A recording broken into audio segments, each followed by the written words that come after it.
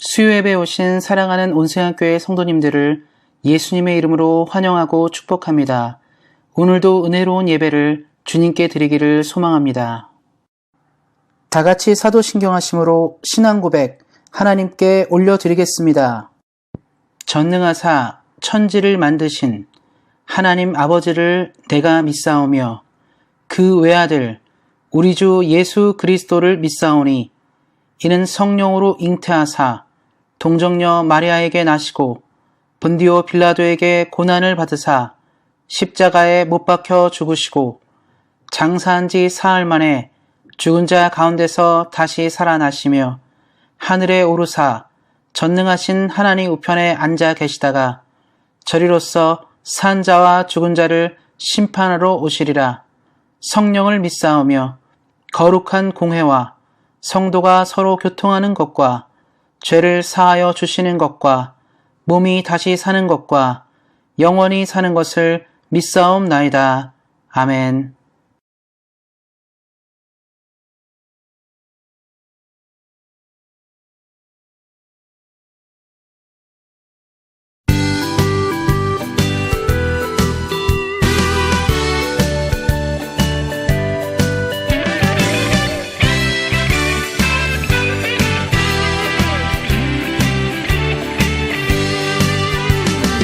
사람을 보며 세상을 볼때 난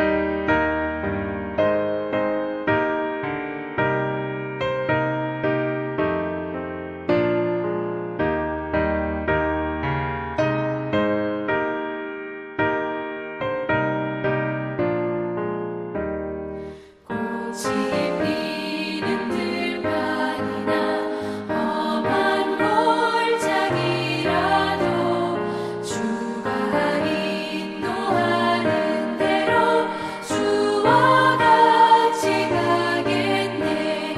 한 걸음 한 걸음 주 예수와 함께 날마다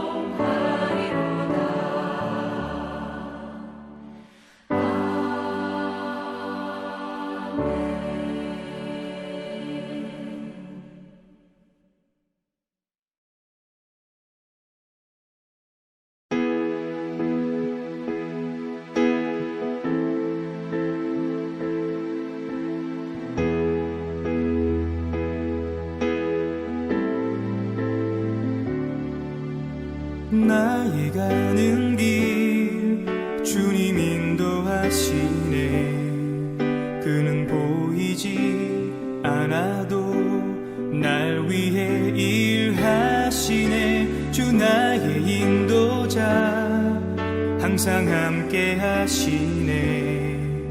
사랑과 힘 베푸시며 인도하시네.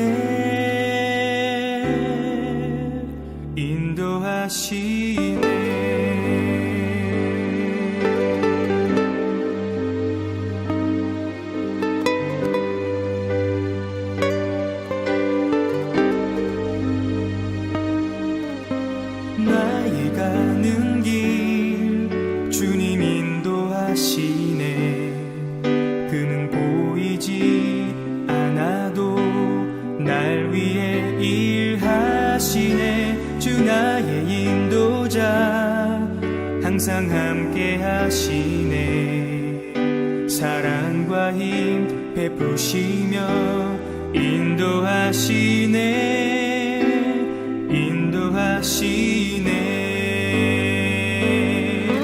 광야의 길을 만드시고 날 인도해. 사막의 강 만드신 것 보라. 하늘과 땅 변해도 주의 말씀 영원히 내 삶 속에 새 일을 행하리.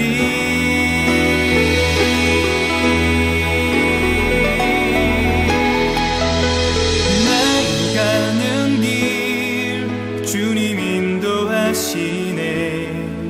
그는 보이지 않아도 날 위해 일하시네. 주 나의 인도자 항상 함께 하시네. 사랑과 힘 베푸시며 인도하시네.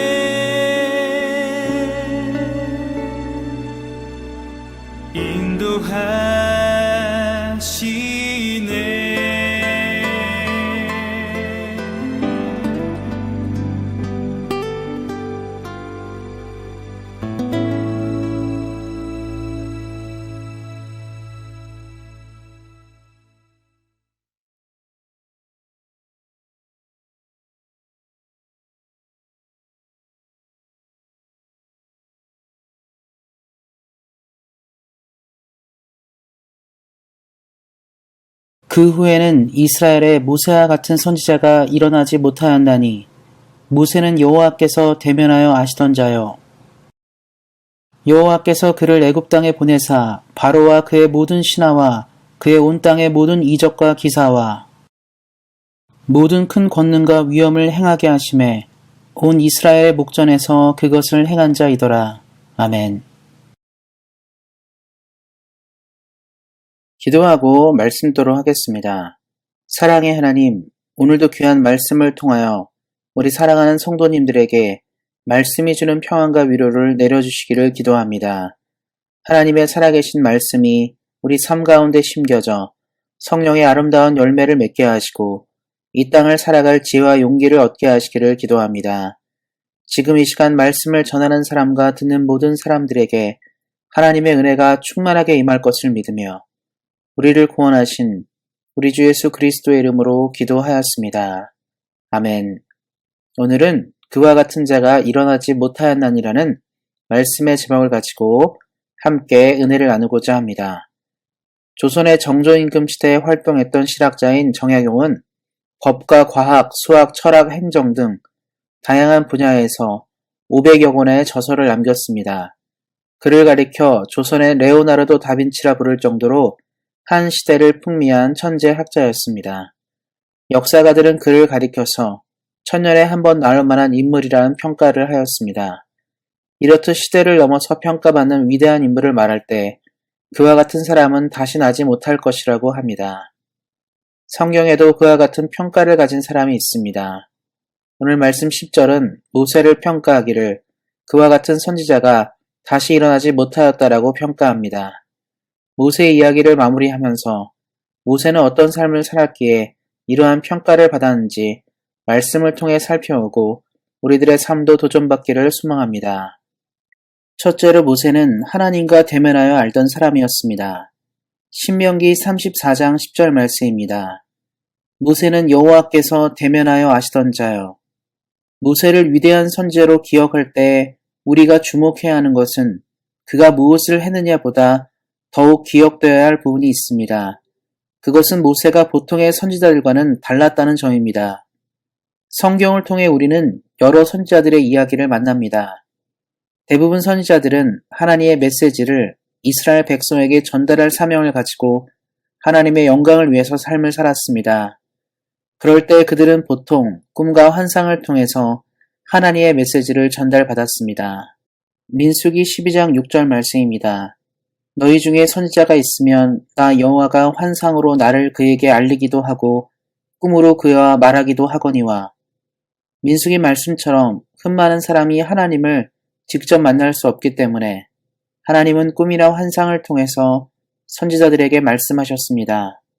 이러한 방법은 구약 성경 전체를 통해서 하나님께서 수많은 선지자들에게 메시지를 전달하는 방식이었습니다. 그렇기 때문에 모세가 하나님을 대면하여 안다는 표현은 매우 놀라운 표현이라고 할 수 있습니다. 모세가 하나님을 대면하여 알게 된 중요한 이유가 여기에 있습니다. 이는 모세의 기도를 살펴볼 때 우리는 자세히 알 수 있습니다. 출애굽기 32장 31절 32절 말씀입니다. 모세가 여호와께로 다시 나아가 여짜오되 슬프도소이다. 이 백성이 자기들을 위하여 금신을 만들었사오니 큰 죄를 범하였나이다. 그러나 이제 그들의 죄를 사하시옵소서. 그렇지 아니하시면 원하건대 주께서 기록하신 책에서 내 이름을 지워버려 주옵소서. 모세는 이처럼 늘 이스라엘 백성들이 하나님께 범죄할 때마다 그들을 위하여 늘 하나님께 간청하였습니다. 여기에 모세가 하나님을 대면하여 알게 된 비밀이 있습니다. 지금이야 전문 경영인들이 큰 기업을 경영하는 경우가 많지만 아직도 많은 기업들은 가족 경영인 경우가 많습니다. 그러한 경우 큰 회사를 이끌던 회장이 나이가 먹고 은퇴할 때가 될 때 앞으로 기업을 이끌 후계자를 선정합니다. 그때 기업을 이끌 사람을 뽑는 기준은 출생의 순서가 아닙니다. 선대 회장의 뜻을 따라 회사를 잘 이끌 사람을 뽑습니다. 바로 선대 회장의 마음을 가장 잘 헤아리는 사람이 그 다음을 이어가는 것입니다. 이처럼 사람의 일들도 마음을 아는 것은 매우 중요합니다. 하물며 영적인 일이겠습니까?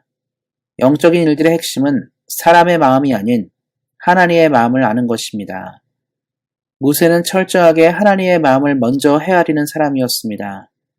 수많은 백성들의 요구보다 먼저 이 백성을 인도하시고 돌보시는 하나님의 마음을 헤아렸습니다. 그래서 그의 기도는 언제나 사람의 마음이 아닌 하나님의 마음이 담겨져 있습니다. 말씀을 한 구절 더 살펴보도록 하겠습니다. 민수기 14장 12절 말씀입니다. 내가 전염병으로 그들을 쳐서 멸하고 내게 그들보다 크고 강한 나라를 이루게 하리라. 이 민수기 말씀에 앞서서 이런 내용이 나옵니다. 이스라엘의 정탐꾼들이 가나안을 정탐한 후에 백성들에게 가나안 정복이 어려운 일이고 불가능한 일이라고 보고하였습니다. 이에 이스라엘 백성들은 통곡하여 모세를 원망하고 하나님을 불신하는 내용이 나옵니다. 그래서 하나님은 이 말씀을 통하여 이스라엘 백성들의 불신함과 불순종을 심판하시고 모세를 통하여 새로운 민족을 이루고 복을 주시겠다고 하셨습니다. 솔직히 내가 복을 받고 내 가족과 가문이 큰 나라가 된다고 하면 누구나 감사하게 받아들일 것입니다. 더군다나 늘 나를 모함하고 원망하는 사람들을 없애주시고 하나님께서 나를 세워주신다고 하는데 얼마나 기분이 좋은 일이겠습니까? 대부분 사람들이 원하는 것이 풍요로운 복과 번성하는 복이 아니겠습니까? 그러니까 하나님께서 모세에게 제안한 것은 매우 달콤하며 큰 제안이었습니다. 그런데 모세는 이러한 상황에서 오히려 자신을 원망하고 비난하는 이스라엘 백성들을 마음에 품었습니다. 참으로 이해하기 어려운 장면입니다. 자신을 힘들게 한 사람들을 품으면서 그들을 위해 기도하는 것이 우리가 가진 상식으로는 납득이 되지 않기 때문입니다. 모세가 백성들을 품며 기도할 수 있었던 것은 하나님의 성품을 온전히 이해했기 때문입니다. 사실 모세의 인생은 매우 드라마틱했습니다. 히브리인의 가정에서 태어나 애굽의 왕실에서 자랐고 반역자로 몰려 광야에서 삶을 살았습니다. 인간의 가장 낮은 곳에서 높은 곳, 그리고 다시 낮은 곳으로 오가면서 그는 자신의 삶을 인도하시는 하나님을 이해했습니다. 무새가 광야에서 부름을 입었을 때를 생각해 보시기 바랍니다. 그는 처음에 하나님의 부르심에 응답하지 않았습니다. 계속 자신이 없다고 말하였지만 하나님은 보잘것없는 그의 인생을 다독이시고 격려하면서 출애굽의 지도자로 세우셨습니다. 그리고 그의 부족함을 늘 하나님은 메꾸시면서 그를 세우셨습니다. 그는 하나님께서 선택한 사람을 얼마나 사랑하시고 붙잡으시는지를 배웠습니다. 그래서 그는 하나님께서 자신을 붙드신 것처럼 이스라엘 백성들을 포기하지 않는 분임을 알았습니다. 그래서 그는 하나님의 성품을 붙잡고 기도한 것입니다. 하나님은 이러한 모세를 흡족하게 여기셨고 그를 가리켜 하나님과 대면하여 아는 자, 즉 하나님의 마음을 이해하는 사람으로 하나님께서 무척 아끼고 사랑하는 사람이라고 말씀하시는 것입니다. 사랑하는 성도 여러분, 우리 사랑하는 성도님들이 모세와 같이 하나님의 마음을 아는 사람들이 되시기를 예수님의 이름으로 격려드립니다. 지금 우리가 사는 시대는 하나님의 마음으로 세상을 품는 사람들이 적습니다. 언제나 날선 비판과 공격은 많지만 하나님의 마음으로 신뢰하고 믿어주는 일들이 참 적은 시대입니다. 성경의 이스라엘 백성들은 늘 불순종과 불신앙이 가득하였지만 하나님은 그들을 끝까지 사랑하시고 품으시고 인내하셨습니다. 그들이 구원을 얻도록 늘 긍휼과 자비를 베풀어 주셨습니다. 우리 사랑하는 성도님들도 하나님의 마음으로 긍휼과 자비로 우리보다 약하고 연약한 사람들을 늘 품으시기를 예수님의 이름으로 축원드립니다. 둘째로 모세는 하나님의 나라에 충성된 사람이었습니다. 민수기 12장 7절 말씀입니다. 그는 내 온 집에 충성함이라. 모세에 대한 하나님의 평가는 충성이란 단어에 모든 것이 담겨져 있습니다. 본문 말씀 11절 12절을 보면 그가 어떠한 삶을 하나님 앞에서 살아가는지를 알 수가 있습니다. 여호와께서 그를 애굽 땅에 보내사 바로와 그의 모든 신하와 그의 온 땅의 모든 이적과 기사와 모든 큰 권능과 위엄을 행하게 하심에 온 이스라엘 목전에서 그것을 행한 자이더라. 말씀처럼 모세는 하나님께서 그에게 부탁한 모든 것을 다 완수한 사람입니다. 지금도 군인이나 경찰이 퇴역하거나 은퇴할 때 훈장을 수여하는 경우가 있습니다. 이는 그 사람이 국가와 민족을 위해 애쓰고 노력한 수고에 대한 보상입니다. 또한 많은 회사들이 회사를 위해 수고한 장기 근속자들에게 포상합니다. 제가 어렸을 때는 학교를 빠지지 않고 다니는 학생들에게 개근상을 주기도 하였습니다. 이는 다 충성되었다고 여기기에 회사나 학교에서 포상을 하는 것입니다.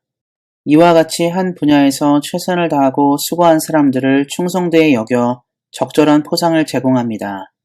왜냐하면 우리가 사는 사회에서 충성이 차지하는 비중이 매우 중요하기 때문입니다. 작은 예를 들면 가게를 운영하는 사람은 단골이 매우 중요합니다. 단골들은 충성된 소비자로 그 가게를 움직이게 하는 동력이기 때문입니다. 그래서 보통 가게들을 운영하는 점주들은 단골들이 방문해서 소비를 할 때에 조금 더 신경 쓰는 것입니다. 충성된 고객이 부족한 가게들은 그래서 단골을 만들기 위해 고심하고 애를 씁니다. 기업들도 비슷합니다. 늘 우수하고 충성된 고객을 향해서 더 좋은 서비스를 제공하려 합니다. 그래서 고객의 등급을 정해놓고 거기에 맞게 서비스를 제공하려 합니다.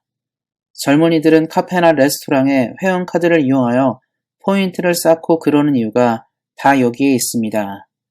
이렇게 짧고 유한한 세상의 여러 일들도 충성의 가치와 중요성을 알고 있습니다. 그렇다면 영원한 하나님의 나라는 충성의 가치와 중요성을 더 가질 것입니다.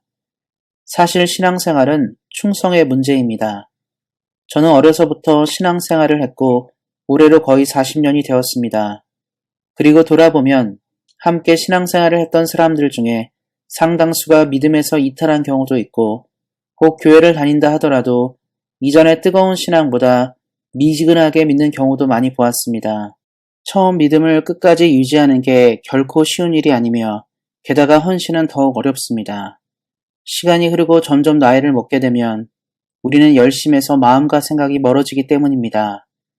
그래서 성경은 모세를 통하여 우리에게 충성된 사람이 어떠한지를 말해주는 것입니다. 신명기 34장 7절 말씀을 보도록 하겠습니다. 모세가 죽을 때 나이 120세였으나 그의 눈이 흐리지 아니하였고 기력이 쇠하지 아니하였더라.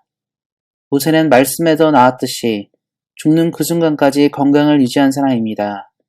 이 이야기는 모세는 생명이 붙어서 일할 수 있을 때까지 주의 나라를 위해 쉬지 않았다는 것을 알 수가 있습니다. 이 말은 모세가 하나님의 나라와 그의 영광을 위해서 자신의 온 생애를 다하여 충성한 사람이라는 의미입니다. 사랑하는 성도 여러분, 세상의 많은 일들은 때가 되면 은퇴를 합니다. 그리고 그 이후에 일들을 벗어나 쉼을 누립니다. 그러나 주의 나라는 은퇴가 있을 수 없습니다. 그래서 하나님의 백성은 모세와 같이 부름을 입는 그날까지 충성된 삶을 살아야 합니다. 우리 사랑하는 성도님들이 모세와 같이 눈이 흐리지 않고 기력이 쇠하지 않는 축복을 받으셔서 주의 나라와 영광을 위해서 충성된 사람들이 되시기를 예수님의 이름으로 축원드립니다. 그리고 충성은 순종과도 연결됩니다. 본문 11, 12절에 나온 것처럼 모세는 하나님께서 그를 통해 하시고자 하는 것들을 모두 순종함으로 행하였습니다. 신앙생활에서 가장 어려운 것 중에 하나는 바로 순종입니다. 순종은 내 의지와 생각을 내려놓고 하나님의 생각을 수용하는 것이기 때문에 그렇습니다. 많은 사람들이 신앙생활에서 넘어지는 이유 중 하나는 내 생각을 하나님의 뜻보다 위에 두기 때문입니다. 우리가 인생의 경험과 삶의 연륜이 깊어질수록 순종이 사실 어렵습니다. 그만큼 삶의 지혜가 축적되어 있기 때문에 그렇습니다. 그래서 순종을 위해서는 하나님 앞에서 내 생각의 지분을 내려놓고 하나님의 지분을 붙잡아야 합니다. 모든 운동 경기는 항상 감독이 있습니다. 2012년 런던 올림픽 때의 일입니다. 34세의 나이로 노장축에 속하는 송대남 선수가 유도 90kg급 결승에서 승리하여 금메달에 목을 걸었습니다. 그때 흥미로웠던 장면은 한국의 감독이 선수를 향해서 쉬지 않고 소리를 높여서 조언을 하였습니다. 만약 송대남 선수가 자신도 유도판에서 산전수전을 다 겪은 베테랑이라 생각하여 조언에 귀를 기울이지 않았다면 그는 금메달을 목에 걸지 못했을 것입니다. 그러나 그는 감독의 뜻을 잘 따라 승리하였습니다. 우리 역시 모세처럼 우리에게 말씀하시는 하나님의 목소리를 듣기 시작할 때 믿음의 경주에서 승리하게 될 것입니다. 사랑하는 성도님들이 모세와 같은 충성으로 하나님께서 이와 같은 사람이 다시 일어나지 못한다는 칭찬을 듣는 우리 사랑하는 성도님들이 모두 되시기를 예수님의 이름으로 축원드립니다. 끝으로 모세의 여정에 늘 하나님이 함께 있었기 때문입니다. 모세는 숱한 위기를 견디며 인생을 산 사람입니다. 애굽의 군대의 추격을 뒤로하고 홍해를 건넜으며 광야에서 줄일 때 만나와 메추라기의 은혜를 입었습니다. 숱한 이방 민족들의 공격과 위협에도 백성들을 지켜냈고 내부적으로 숱한 모함과 비난에 시달렸지만 흔들리지 않고 백성들을 가나안 입성 전까지 인도하였습니다. 그런데 하나님은 가데스 바네아의 사건으로 모세에게 가나안을 허락하지 않으셨습니다. 여호수아와 갈렙으로 대변되는 새 시대가 가나안으로 들어가게 되었고 출애굽 1세대의 상징과 같았던 모세는 가나안에 들어가지 못했습니다.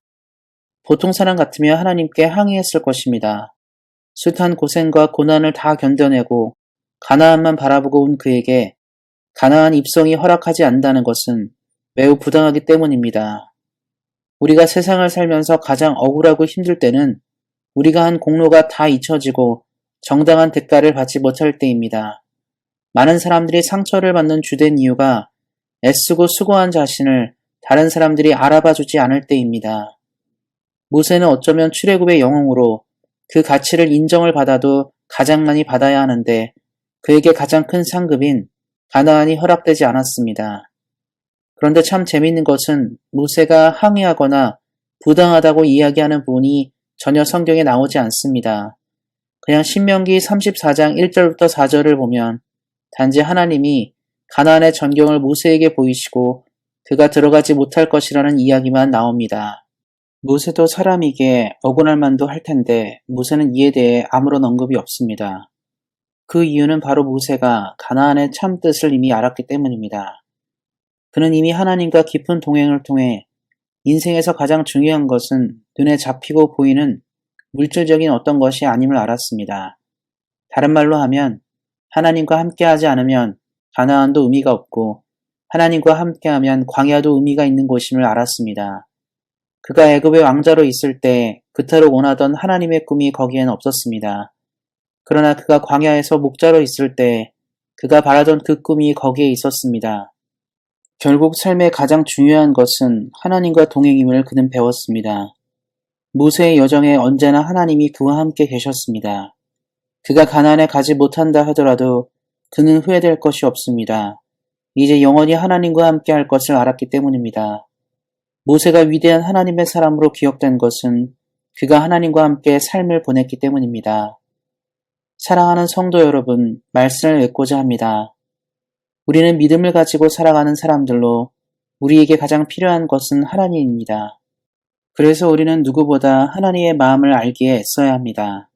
그러기 위해서 날마다 성령을 의지함으로 늘 하나님이 오늘 여기에 내게 원하시는 뜻을 듣기 위해 서 있어야 합니다. 하나님의 마음을 아는 사람이 하나님의 뜻대로 이 땅을 살아갈 수 있기 때문입니다. 그리고 우리는 언제나 하나님의 나라를 위해 충성되어야 합니다. 우리는 온세상교회를 함께 섬깁니다. 하나님이 세우신 교회의 공동체를 늘 충성된 마음으로 섬겨야 합니다. 모세가 언제나 하나님의 마음으로 광야 공동체를 충성되게 이끈 것처럼 우리 역시 하나님이 허락하신 공동체를 충성되게 섬겨야 합니다. 하나님은 충성된 사람에게 큰 상급을 주시는 분이시기 때문입니다. 끝으로 우리는 언제나 하나님과 동행해야 합니다. 이 땅에서 누리는 복보다 가장 큰 복은 하나님이 언제나 우리와 함께하는 복입니다. 하나님의 복을 추구하는 인생은 세상 일들에 억울해하거나 상처를 받지 않습니다. 더 큰 복이 무엇인지 알기 때문입니다. 우리 사랑하는 성도님들이 하나님을 믿는 사람들로 하나님이 함께 하시는 가장 큰 복을 영원토록 누리시기를 예수님의 이름으로 축원드립니다. 기도하겠습니다. 하나님 말씀처럼 우리들의 삶이 모세처럼 하나님께서 잘하는 인생 되게 하시고 늘 우리가 충성됨으로 하나님의 인정을 받는 삶이 되게 하시기를 기도합니다. 그리고 우리 사랑하는 성도님들이 언제나 하나님과 동행함으로 세상에서 가장 큰 복인 하나님과 동행하는 복을 누리게 하시기를 기도합니다. 언제나 우리에게 가장 큰 은혜를 주신 하나님께 감사하며 우리를 구원하신 우리 주 예수 그리스도의 이름으로 기도하였습니다. 아멘. 이제는 우리 주 예수 그리스도의 은혜와 하나님 아버지의 그 크신 사랑과 성령의 교통하심이 모세와 같이 하나님을 잘 아는 인생 되어 하나님께 칭찬받는 삶을 살기 원하는 사랑하는 온세상교회 모든 성도님들 머리 위에 이들의 가정과 자녀와 일터와 사업 위에 그리고 주의 긍휼이 필요한 대한민국과 캐나다 위에 이제로부터 영원토록 함께 하시기를 간절히 축원하옵나이다. 아멘.